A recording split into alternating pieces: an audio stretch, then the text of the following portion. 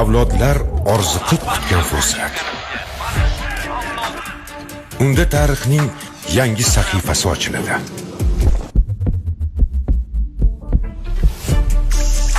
Barchaning o'yida bir savol: bizni qanday lahzalar kutmoqda?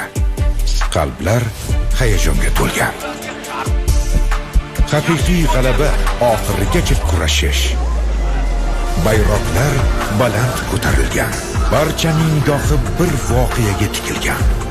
Bu hammasi iste'dodlarga bo'lgan ishonch va qo'llov ramzidir. O'zbekistonliklar go'yo bitta yurakka aylangan.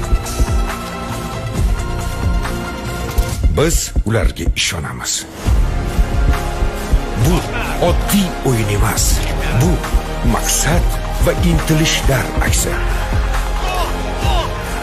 Ular bizning orzularimizni maydonga olib chiqadi. Yuraklarimizdagi har bir zarbada ishonch, intiqish va g'alaba bor.